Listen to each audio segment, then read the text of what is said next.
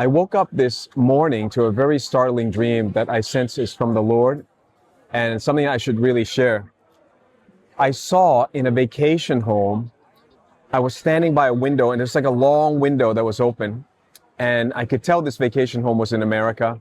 There's a green lawn, vast, green lawn that leads up to an edge where it's the woods. And a few people were standing there and I felt it was during a time of famine because we needed safety. So we're in this home with a long, long window. And suddenly out of the woods, I saw a black cub, a bear. And it ran. I thought, wow, it's running right to us. But it ran right by us, right through the window. I mean, this thing like flew right through the window. And it went inside the house and it grabbed kind of on a ledge, on a shelf, a dog that was resting. And it went so fast. I thought, man, this thing is so fast. It grabbed the dog in its jaws and the dog's fighting it. And it pulls it right out through the window and goes back to the green lawn and takes it out. And I go chasing after it. And I'm thinking, how do I get this dog out of its jaws? I can't fight it with my bare hands. And I thought if I have a stick, I wouldn't be able to defeat it, but I could startle it. Maybe we'll let go of the dog. You can see the dog, like, it's got strength, but it just could not compete with the jaws of that black bear. And a few other things happened, which I'm not at liberty to share in the dream, but I thought that part I can share. When I woke up, I prayed to the Lord. I said, Lord, give me the meaning of this. What is this? And the Lord showed me right away, the bear represents a bear market. Remember, animals are used in the Bible to represent something else. It's never literal, right? If it's dream, you need to learn dream interpretation language. We've taught on classes on this. So the bear represents, in English idiom, a bear market or a falling market, a recession, a depression. Then this thing comes and he grabs the dog, and the dog's fighting me, pulls it right out of the green lawn. They're both black. So I thought, that's interesting. When is the year of the black, or the year of the dog? Turns out it's exactly the start. It's the end of the black horse and the beginning of the green horse. That's in the middle of 2030.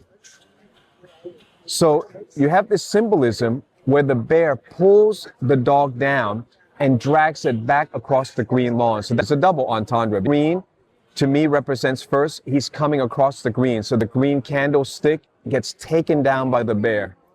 But then he takes the black dog and he pulls it all the way across the green lawn, which to me then represents the green horse, because the green was very clear. With the total collapse of the economy, then follows the green horse of death, persecution. This dream was way beyond anything I'd ever thought of, way beyond the intellect.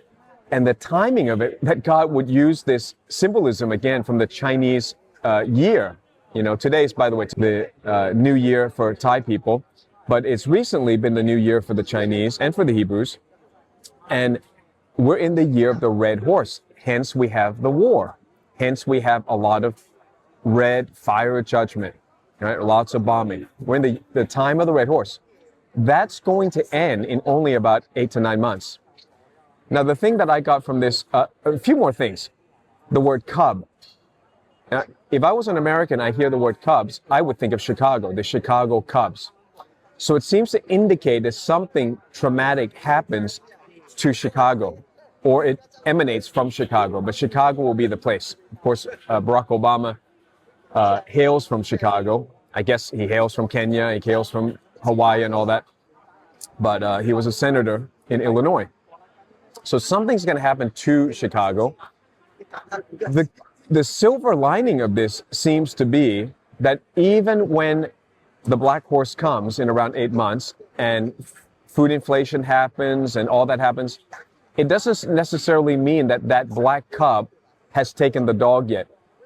What I can tell you is the lightning speed of that bear. It was so startling. It's like you take the market down, you take the dog down so fast.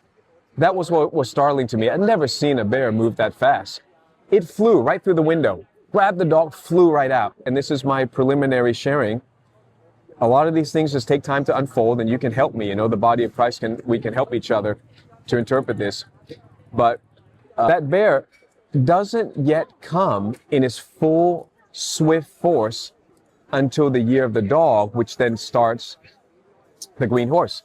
I think to me, that's good. That's what I would interpret out of this is even during the global famine, there's still going to be adjustments. It's not all going to happen like war. It doesn't just break out all over the world all at once.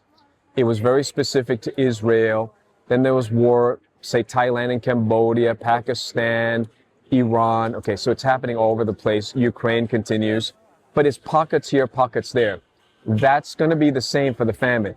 You can't say there's no safe place in the world because Jesus said clearly, when you see this, flee to there. When they persecute you in one city, flee to the next city. That means there has to be cities and pockets of safety and refuge. So that's my dream. I've taken quite a bit of time to explain it. I thought I'd just share just that much and ask you to pray about it and ask you to, think over what you're going to do for you and your family as you see the black horse coming. I'm preparing. A lot of people are surprised by that. I don't know why. We're going to serve God until Jesus comes back. And He'll reward us for not hiding out, but for serving. We're going to continue to serve. We're going to continue to go to countries. And I ask you, adopt us as a ministry, as your missionary. We're going to continue to go to many, many countries, and we're going to preach this. This message has such a profound effect on people. Once pastors get it, they lock in. The pastors who listen and they get it, they lock in. They start telling their people. And it changes the congregation. And there's not a sense of fear. There's a sense of, hey, let's wake up and do something. And that's exactly what we need the sleeping virgin bride of Jesus Christ to do. We need at least half of the bride to wake up. And those are the 5 virgins that wake up and have prepared their oil. Prepared their oil. Last thing I'll say about the oil. Remember, there's a parable that says, when the virgins say, give us some of your oil, the wise ones say, no, go get your own, go buy some. Did you know that that was partially fulfilled when Trump said to the rest of the world, go find your own oil. You didn't support me in going to Iran, UK, go find your own oil. Go fight your own war. Go secure the Strait of Hormuz yourself and go buy your own oil. Those are literally exactly the words of Jesus Christ about the end time. So God is using so many confirmations to tell you the black horse is coming. It's going to last at least 3.5 years. And then swiftly, this black cub, this bear, takes on the black dog and drags the dog straight out. And that's going to be in the year of the dog, the green horse starts. I'll keep updating you. Stay in touch. Thank you for your support, partners. God bless you from Malaysia.